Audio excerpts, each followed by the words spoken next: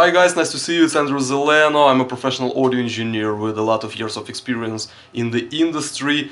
Last 5 years I'm a teacher for really unique mixing and audio production course. You can find out about this course in the end of this video. Also, I offer you to watch really interesting videos. I put them in the description box, so check it out. Those videos can be really useful and really helpful. So today we're gonna have pretty interesting video, nothing too specific, but it can be really helpful because it can give you some ideas on equipment and gear you can buy for yourself, or the main kind of principal idea what I use in my studio. Probably center section of my studio, it's big three: SSL, Neve and API. So over here I have API launch box to use 500 series modules. It's a AMS Neve 1073 preamp over here. My center section of a studio, this SSL channel strip, it's called Alpha Channel. It's like a SSL preamp with variable harmonic driver. So in this case you can emulate second harmonic like tube preamplifier and third harmonic like transistor preamplifier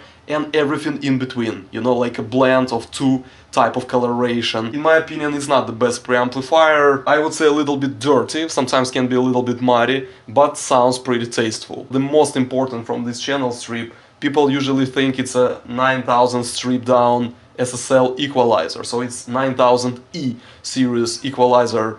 Why I say it's stripped down? Because it doesn't have blue band. It's a 3-band EQ instead of 4 classic band EQ.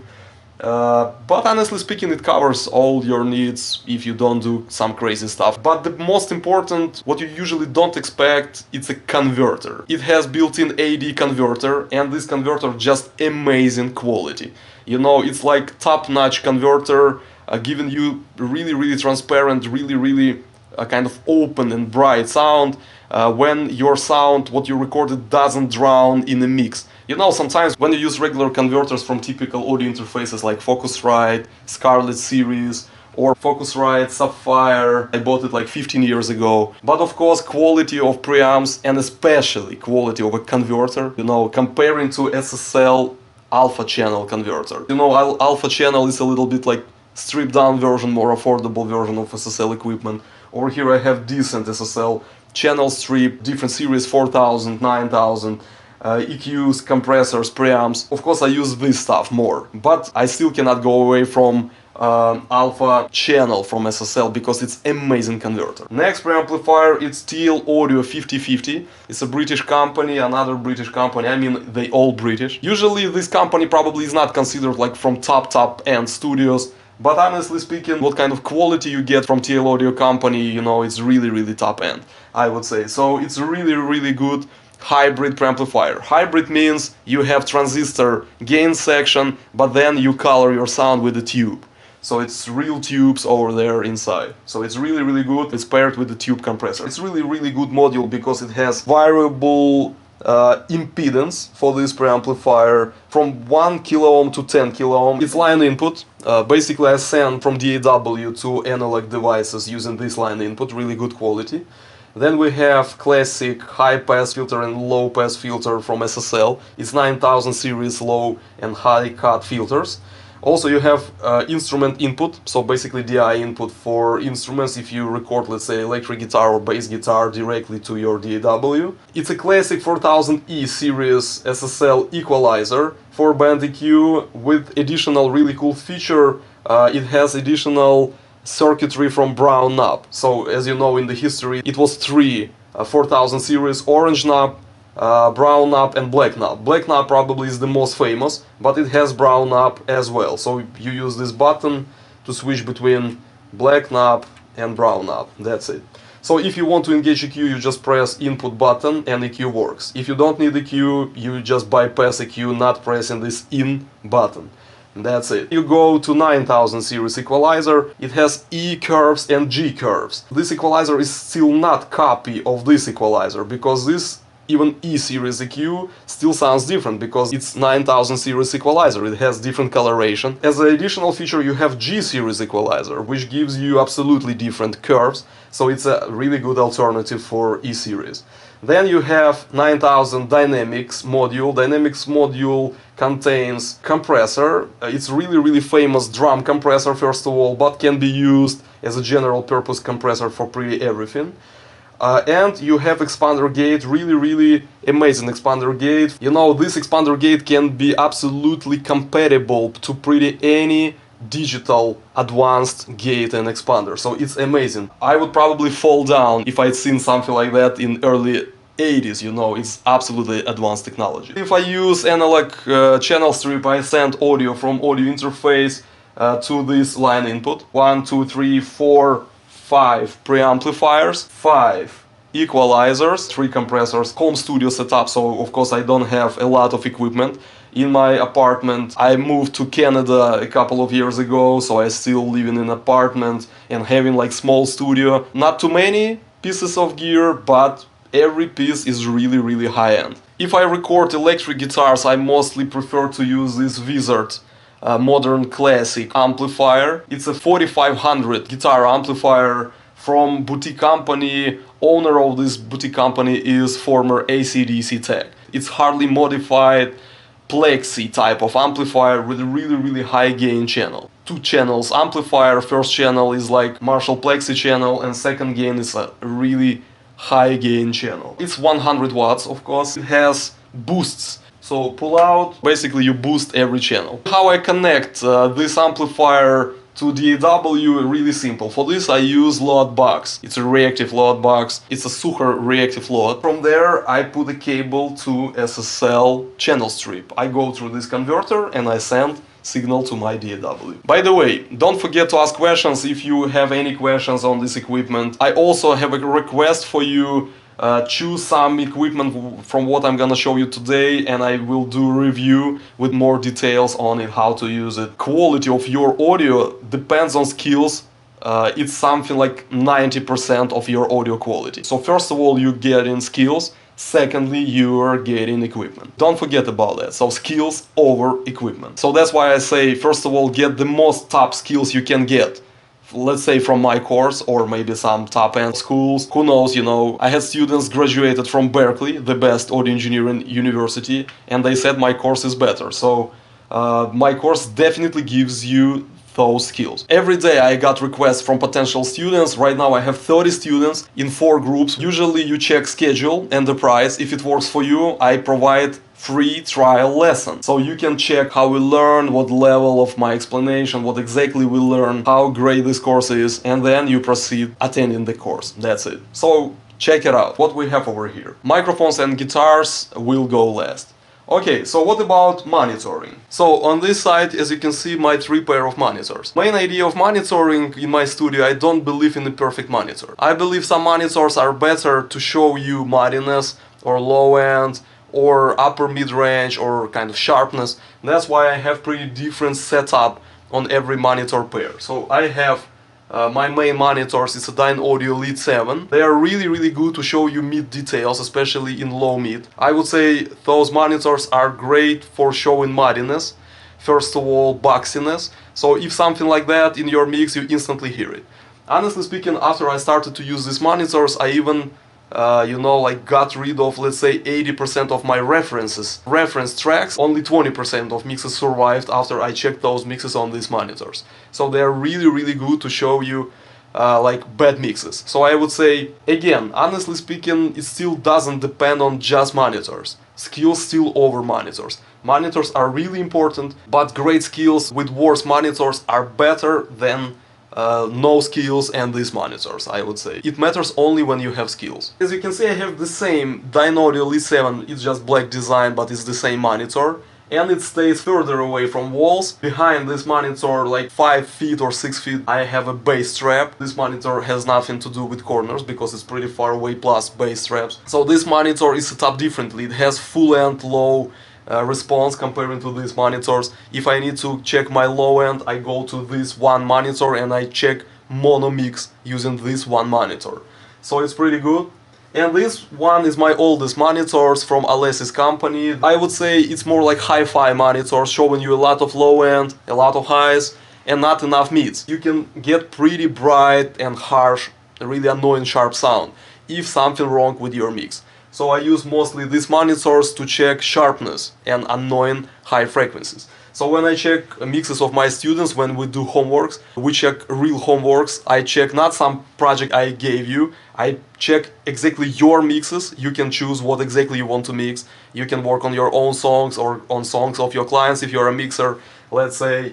And in this case, most schools give you some specific project and you kind of see their awesome settings and you say, oh my god, they are so good in mixing. But they never showed you how they were struggling to achieve those settings, how they did all these decisions. What we do, we check your projects in real time and I show you every step, every idea. I even explain what to listen to, notice this, try to understand what's going on between this instrument and this instrument around this frequency range and so on. So we have really good mixing homework checking. I have a subwoofer over there. It's really matched subwoofer with this monitor, so it allows me all the time to connect the subwoofer to these monitors to check really bottom end, you know, to make sure what's going on in sub frequencies.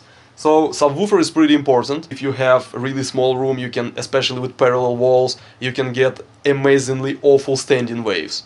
So that's why in small rooms, in home environment, home-based studios, I prefer to work 80% of time I spend on working on regular monitors, 5% of time I turn on my subwoofer to check what exactly going on in low department. And last thing, to control my monitoring setup, I use this Radial MC3 device, so it's basically monitor mixer. It's a passive mixer, it doesn't have amplifiers, only for headphones, for monitors it doesn't have it, so it's just sensitivity. I can engage subwoofer, I can engage this monitor or this pair of monitors or this pair of monitors. So it's absolutely not bad devices. Only one thing I should say, I have pretty a lot of problems with Radial devices. Recently I don't know why it's going on, but it's my third device. First one didn't work properly, second one didn't work properly, and only from the third attempt I got the right monitor mixer. Of course, as you understand, when you rent apartment you cannot do a lot. I have panels, first reflection points over there behind me, and behind the camera I have pretty a lot of absorption panels on that wall. I have a soft floor and I have specific large trap what you don't see behind me. If you work with your room treatment, don't forget you shouldn't overdo it, because you pretty cannot control low frequencies in rooms, especially in small rooms with parallel walls. You cannot control lows. I have bass traps in the corners, but they can help you only with, let's say, 30% of problems. Also, I have separate room with soft wall, so it's my bass trap. If you have one room staying next to the other one and you have soft wall between this small closet and big room, you can consider it like a bass trap if it's set up properly. So I have bass trap, I have absorption panels, I have soft wall over there, I have soft floor and soft part of a panel over here, and I have bass traps in the corners for temporary purposes, like living in this apartment. A third step will be about controllers and plugins I use. So mostly I use 2 DAWs or 3 DAWs. It's a Cubase, Reaper and Pro Tools. Next thing, I have Universal Audio Octo, which allow me to run a pretty enough amount of plugins. Of course, Universal Audio is known for this kind of pretty strange approach, like you should pay a lot of money but you get opportunity to run just a couple of plugins at the same time. I mean, like up to 16 plugins, especially among their newer plugins. You know, you can use, let's say, using one card you can run just, you know, like 16 mono plugins if they are heavyweight plugins. So Universal Audio plugins, also I use Softube. I have separate Softube plugins. It's a console one controller. You engage equalizer, you have low cut filters, high cut filters over here. So it's based on 4000 SSL channel strip, but you can buy additional channel strip like 9000 series SSL, you can buy Neve, and you have Summit audio channel strip as well. So this controller also can be reviewed in the other video if you like. Put a comment in the comment section. Also I use Waves plugins, I use Steven Slate plugins, Native Instruments plugins, and a lot of libraries, because I'm a producer as well, so I write music. I need a lot of libraries. So they emulated over here Dynamics module, EQ module and saturation, which goes from transformer of SSL channel strip. So pretty good device, pretty interesting to work with. It has its own pros and cons, of course. Next thing what we have, as you can see, I have a really interesting computer keyboard. It's really strange color, you know, but honestly speaking it's more than 20 years old. I mean, some of viewers of this video can be even younger than this keyboard.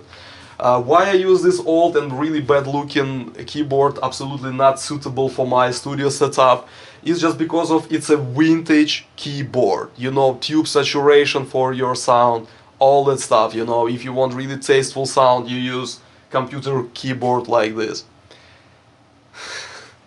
Of course, I'm joking. Let's talk about MIDI controller. I have 2 octaves Komplete Kontrol 25 from Native Instruments. It has really good Italian keys. What I like about this controller, it goes with a lot of software. You have some plugins for audio processing, you have libraries like Monarch synthesizer, you have piano library. Also over here I have my DAW controller.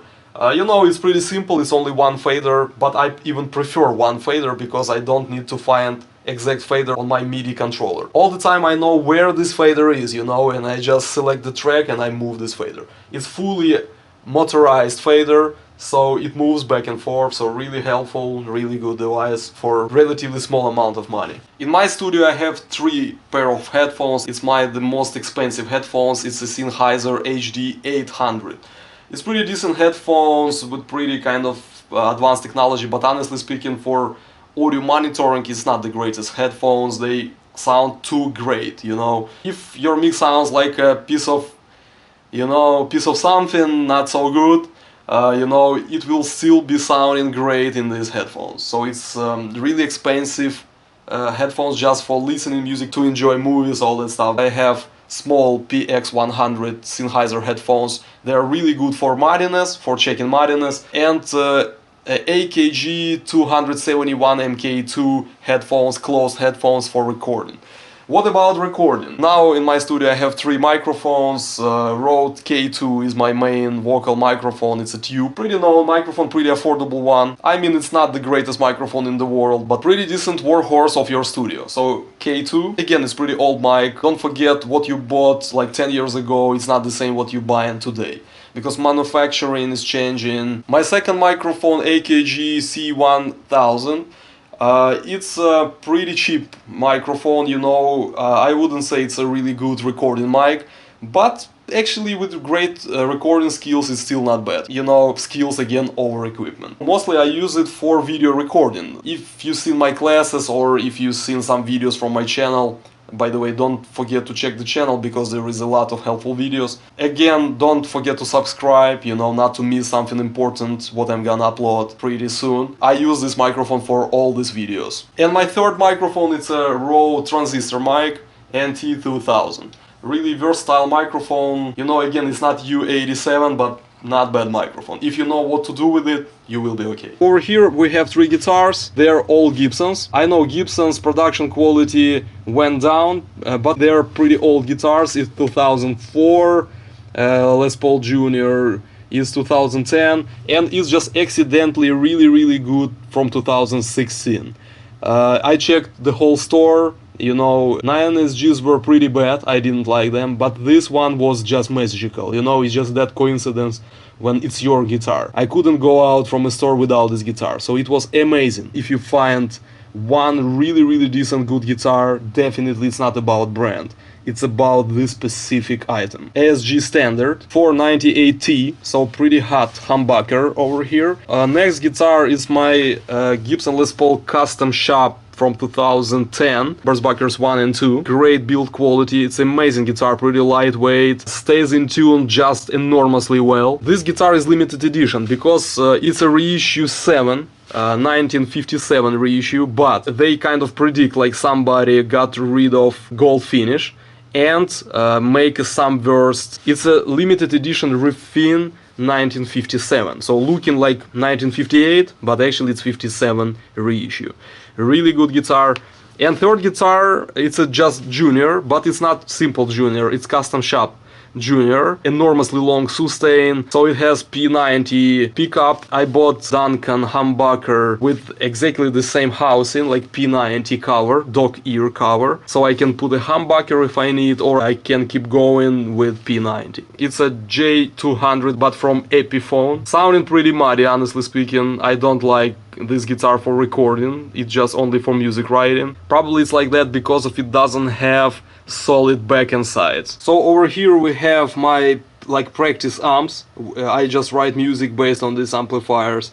I pretty don't record them, it's just for quick connection. Great boxes for home environment when you really don't need something too loud. For me personally, sounds cool over here, only two first channels, so clean and crunch. So basically Fender and AC30. Again, it's just personal opinion, maybe different for you, why not? And probably my favorite amplifier is this one, it's THR10X. Comparing to previous box, it has much more open sound and much more low end, so sounding closer to real big amplifier. Only channels I like over here is first two, so it's an angle fireball amplifier based, crunch channel and gain channel. That's it. So this is my favorite for dirty sounds, and this one my favorite for like from clean to crunch. You know, honestly speaking, you can be chasing for audio quality for a lot of years. You always think it's all about equipment. Until you're gonna have all equipment in the world, it's still really high chance that you don't do professional top sounding mixes. In this case, you understand the most important thing is skills, and it's definitely the truth. My course has the most advanced and deep theory ever, and you will never need to learn anything else after this course. The most probably important and unique on my course, I check your homeworks in real time, and I work exactly on your project with you. So in majority of schools, even top schools like Berkeley University program, by the way, my students graduated from this university, but after my course they said my course is better. They show you just some projects with some settings, but they never show you how they were struggling to achieve those settings.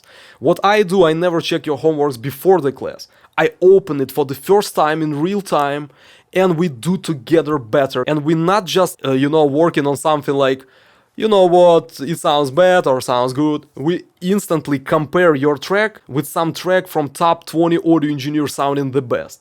And we're not gonna stop until your music gonna be sounding exactly on the same level. It's in Skype, you pay monthly, so you are on the safe side. And this course is really affordable comparing to some usual mixing production schools. You know, it's like it costs something like one decent microphone, one pair of average monitors, or 3-4 plugins, but this course gives you 1,000 times more than just some piece of equipment.